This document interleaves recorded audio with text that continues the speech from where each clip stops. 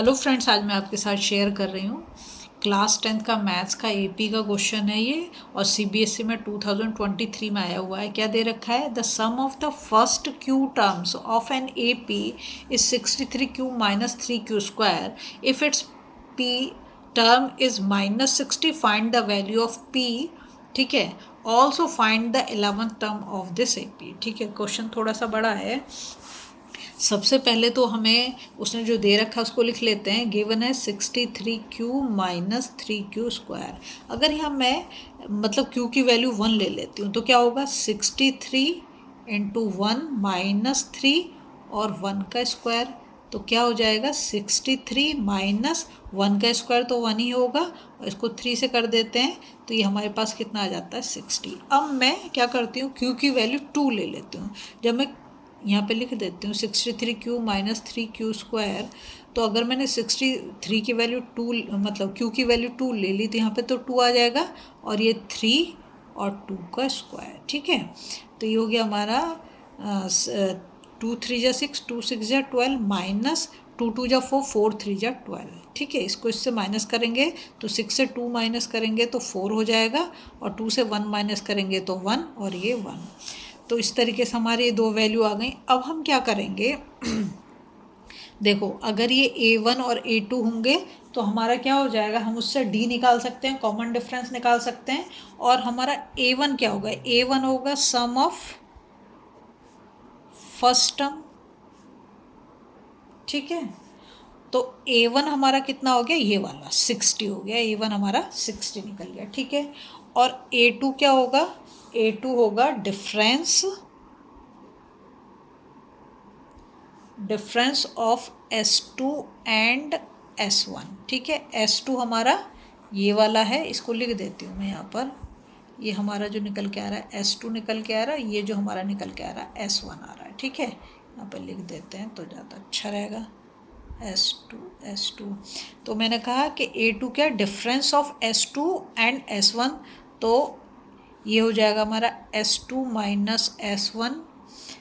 S2 हमने कितना निकाला? 114, और S1 हमारा कितना निकला है? 60।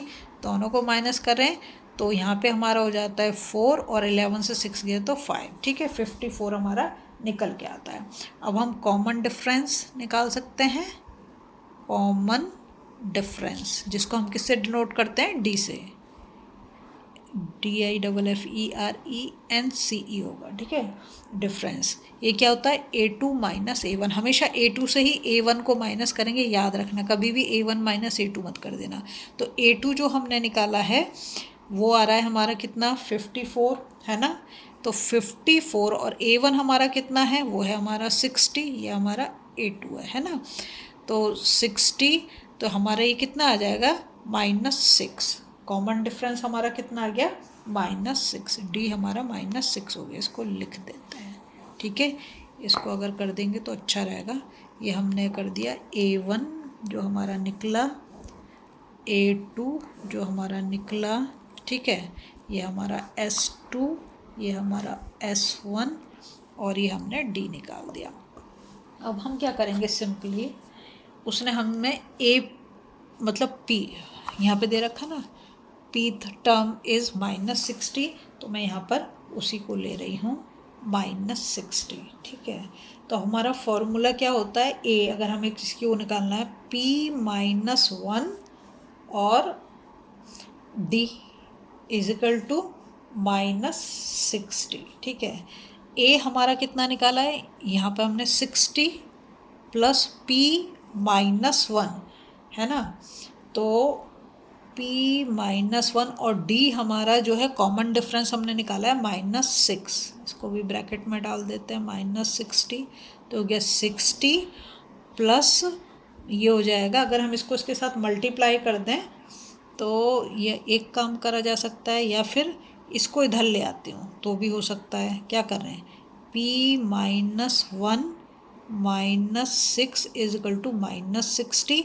अब मैं जो है इसके साथ कर देती हूँ, ये हो जाएगा P-1 -6 इज इक्वल टू 120। ठीक है। अगर मैं इसको इधर लेके आऊँगी तो माइनस का हो जाएगा, ये 60 प्लस का इधर ले आऊँगी तो -60 हो जाएगा, ठीक है।